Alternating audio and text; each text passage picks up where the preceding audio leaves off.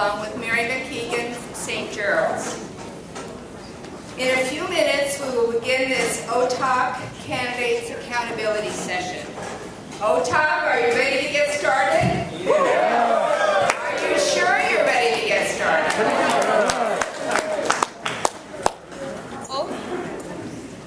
OTOC is a nonpartisan organization of 30 congregations and community organizations. We never endorse candidates or political parties. If you are here to express your partisan support for or opposition to a particular candidate, you are in the wrong place. Partisan materials are not allowed in this meeting, and we ask you to refrain from partisan activity at this meeting. Instead of endorsing candidates, yeah,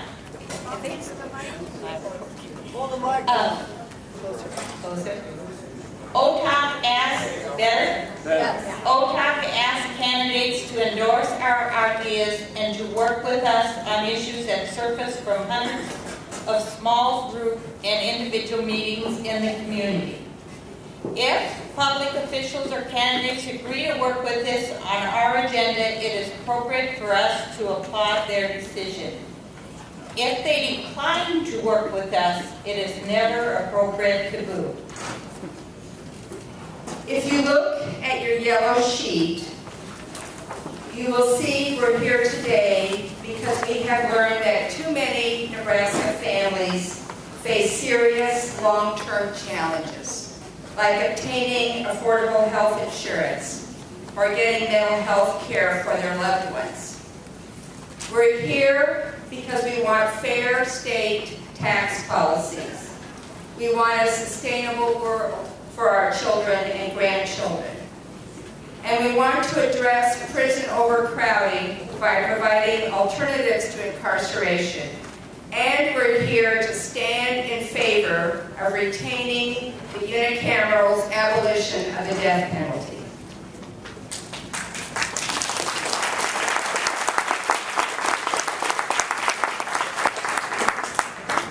Today, we learn about issues and hear brief stories from people about how these issues affect our families.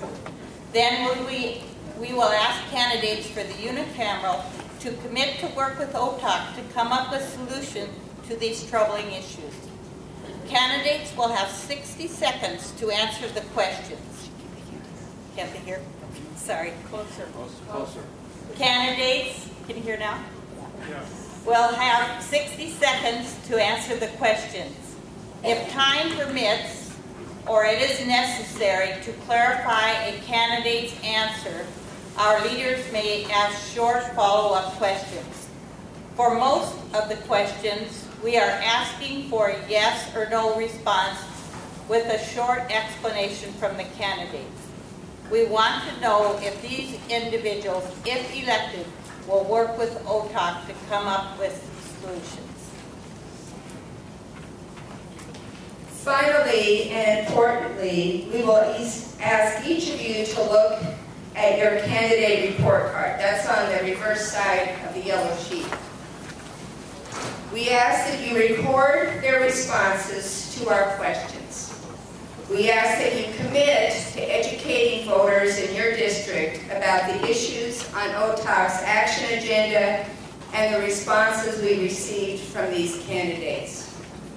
For OTOC to make a difference on these issues, for OTOC to be at the decision-making table, we must participate and get others to join our efforts. Remember, democracy is not a spectator sport. We will be meeting today with 6 candidates for the unicameral from District 7 in Southeast Omaha, District 9 in South Central Omaha, and District 13 in Northeast Omaha. We have 2 co-chairs who will lead our meeting. They are Mrs. Cindy Johnson from St. Pius X Catholic Church and Miss Mary Spurgeon from First United Methodist Church. You have before you today's agenda, the questions and the candidate report card. Do I have a motion to adopt this agenda? So moved. Second. Do I have a second? Second. All in favor? Aye. All against? Thank you.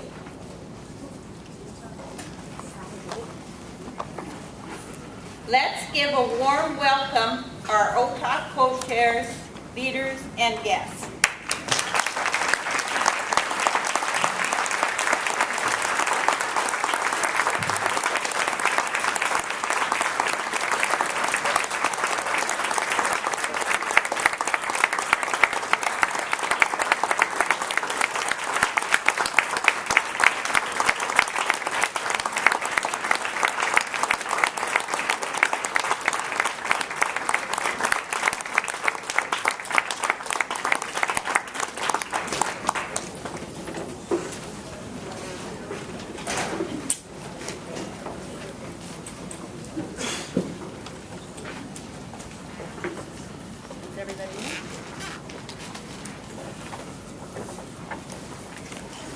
Good evening, everybody, and welcome. My name is Cindy Johnson. I'm a member of St. Pius X Catholic Church. I'm here to welcome you here tonight to the accountability session. I am calling this meeting officially to order, and now I'd like to begin with a prayer, and so I'm going to welcome Father Dennis Ham.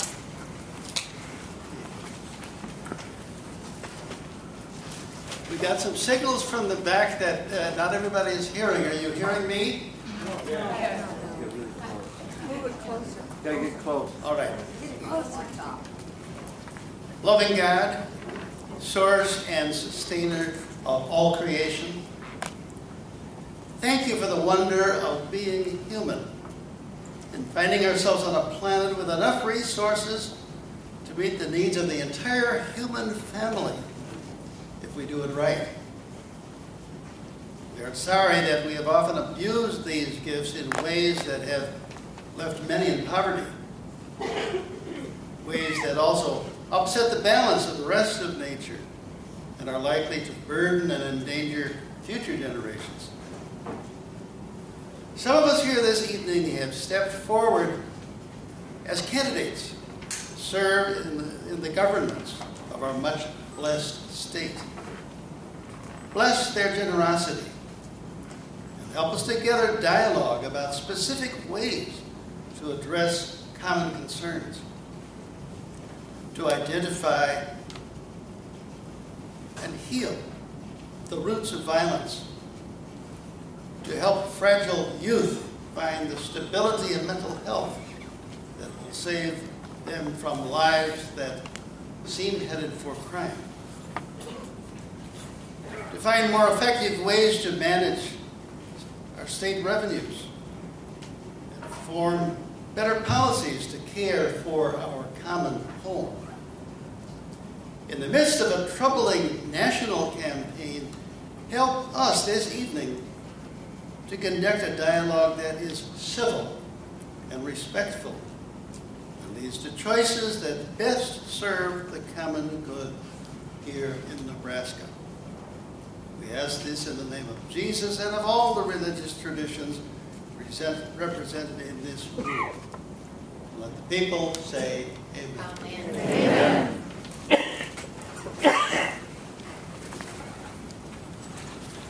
My name is Mary Spurgeon, and it's my pleasure this evening to introduce our candidates. But before I do that, I want to acknowledge Mr. John Shara, a candidate for the legislature in District 11. Mr. Shara, would you like to let people see who you are?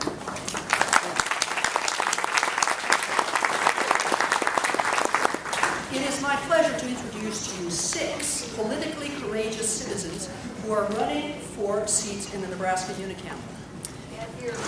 We can't hear. Okay. All righty then. Thank you for letting me know. Candidates, please stand when your name is announced, and audience, please hold your acknowledgement until all have been introduced. So, audience, beginning on your far right, we have candidates for Legislative District 7. This is Southeast Omaha. Mr. John Sinowicki, Mr. Tony Vargas, Next are candidates for Legislative District 9 in Central Omaha. Senator Sarah Howard and Mr. Larry Rowland. Nearest to the podium are candidates for Legislative District 13, which is in Northeast Omaha. Ms. Jill Brown and Mr. Justin Wayne. Audience, these are the candidates.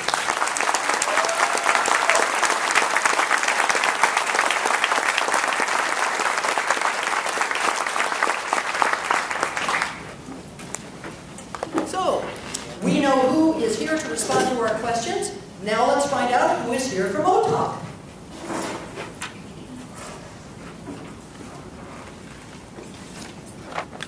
Hi, I'm Jan Peterson, and I'm the pastor at Augustana Lutheran Church. And I'm Josh Evans. I am an intern at Augustana Lutheran Church. And we have the pleasure tonight to find out who is here in the room representing OTOP. And so as we call your name, your congregation, if you would please stand and remain standing through the entire roll call. First United Methodist.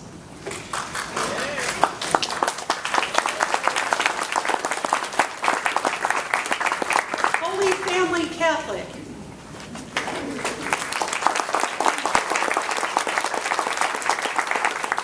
First Unitarian Church. Please remain standing through the entire call.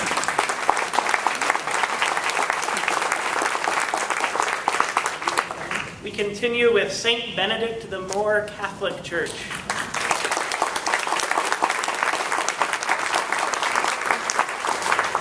Sacred Heart Catholic Church.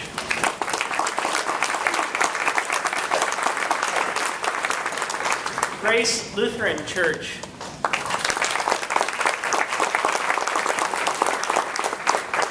Creighton St. John Catholic.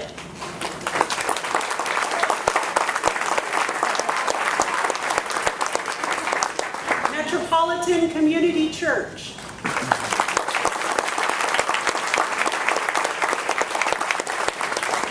St. Vincent de Paul Catholic Church.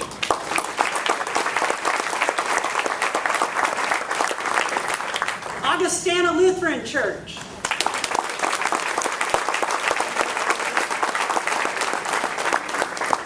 Holy Name Catholic Church.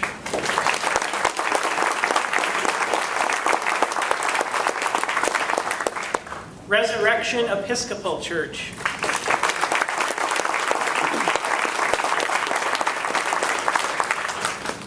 St. Bernard Catholic Church.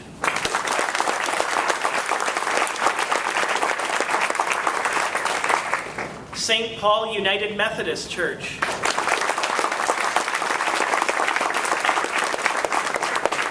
St. Pius X Catholic.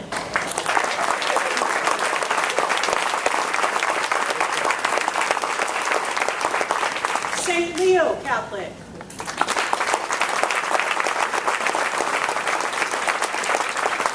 Second Unitarian.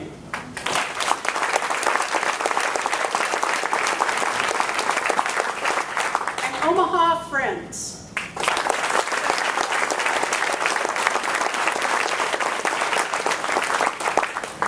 Continuing on with our OTOC Solidarity members, including the Schlegel Center for Service and Justice.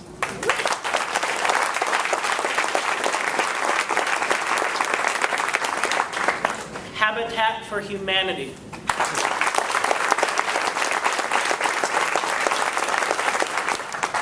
Justice for Our Neighbors.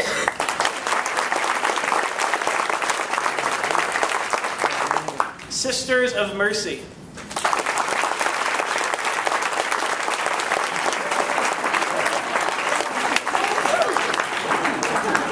Urban Abbey.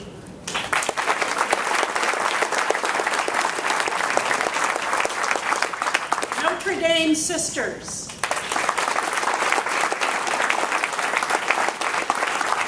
Columban Fathers. Servants of Mary.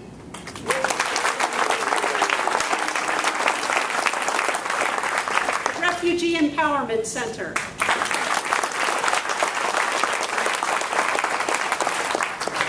And continuing with guest delegations represented by St. Luke United Methodist Church.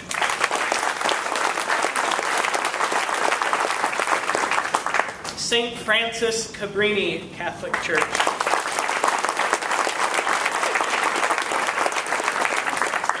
St. Gerald Catholic Church.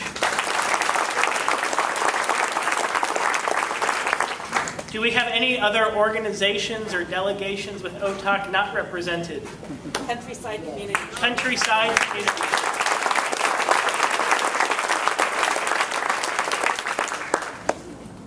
I'm also here as a member of the Lutheran Family Services Immigration and Resettled Refugee Resettlement.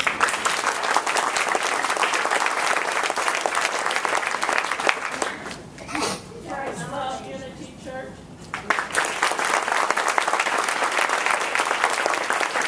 I think everybody should stand.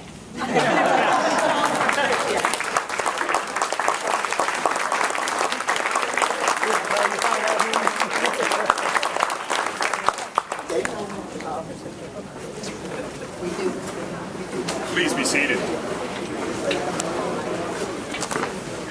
We do have NAMI here as well.